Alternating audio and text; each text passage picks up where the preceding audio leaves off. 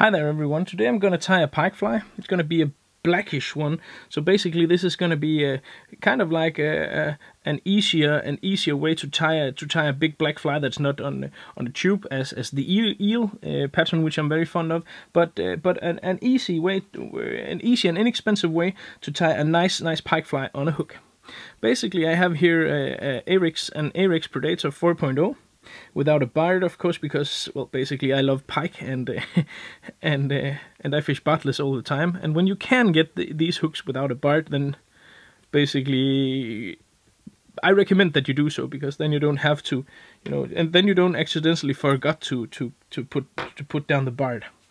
Oh well, so we're going to use 3 different materials. Besides the tungsten beads and the hook, we're going to use some black big fly fiber, some flashy boo standard dubbing. No, not flash. I mean in this mystic great color. I can't recall exactly what it's called, but very nice color. And then some brushes, some craft fur brushes for the head part. Well, basically this is fairly straightforward. I'm taking some black big fly fiber here. Big fly fiber is just, basically well, at least in my book, the most important fly tying material if you're tying pike flies and big flies. So I take a bundle of this and tie it on top of the hook. I don't want this to be all the way around the hook, because I need the hook to be free of crap and stuff, like so. And if you're the cautious type, then you can apply some super glue now. Boom. And then of course your fly will last a hell of a lot longer. So that's a fairly neat idea. Just gonna take a feather to take all off the excess stuff. Then I'm gonna take a bundle of this flashy boo dubbing, flashy boo flash, of course, standard flash here. I really like this color combination of the blue and the green and the copper. Really a nice combination. Not seen that anywhere else. Don from Hedron really has a keen eye for mixing colors. This really is nice. So thank you, Don, for doing this. I'm very fond of your products. Like that, basically. And again, tying this down on top of the hook here. Applying some thread. And when I've done that, to ensure that this stays in place, I'm just going to pull it backwards. This will also make sure that this fly looks nice from underneath, because this will hide some of the tying down points if you look this from underneath. And basically I'm just going to move a bit along the shank here in order to tie the next bundle of big fly fiber. And as I said, black is probably, well, it is my favorite color at the moment for pike. I really like black, and for some reason it just seems to outfish, at least in the places I fish, it just seems to outfish every single other thing that I fish for. I've been using the tube fly, the eel, quite a lot, which really is a nice fly, but it's fairly... There's a lot of materials in that, and it's on a tube and stuff like that, and many people still prefer to tie on hooks. So basically this is why I'm doing a fairly easy, not as beautiful, and I would say probably, well, I don't know if this is as good a fly as the eel is, but I know the eel is very good.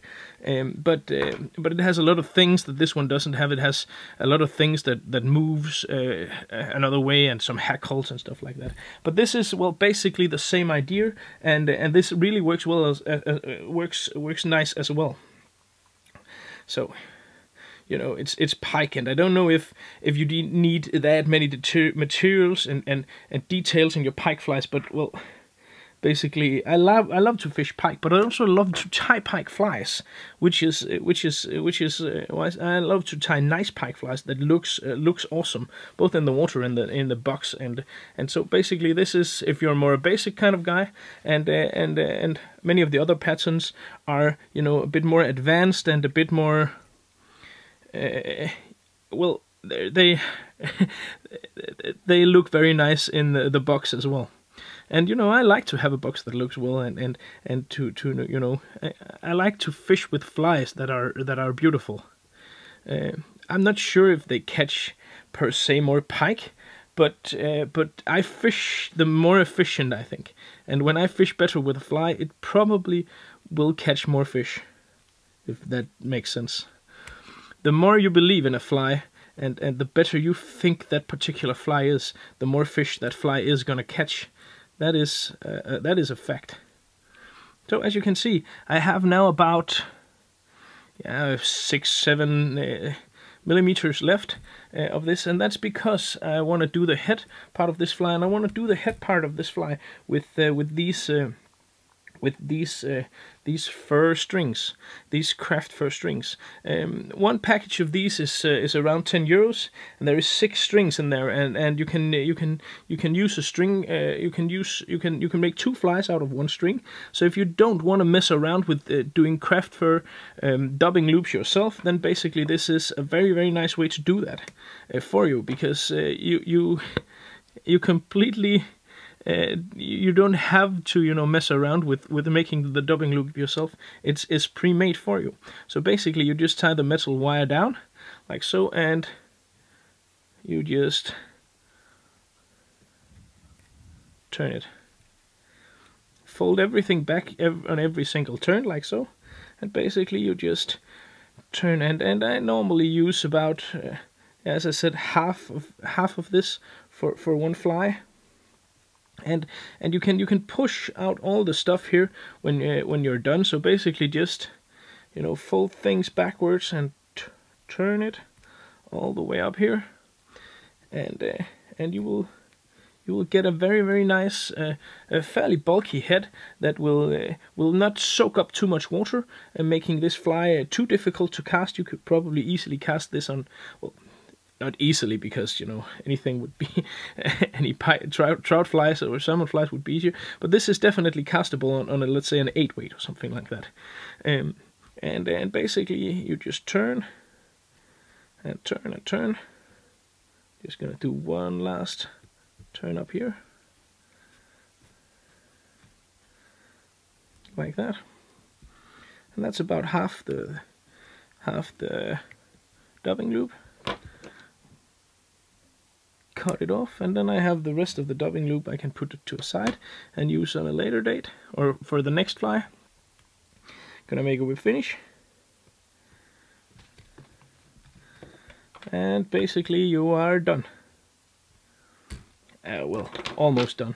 You need your dubbing needle to pull out, to make sure you pull out every single fiber of this craft fur here. Some of it will have been stuck inside here, so basically just pull out all these nice, vibrant, lively strands of craft fur in order to complete the fly and complete the look of this fly. And then I'm gonna pull it out of the vise here, and I'm gonna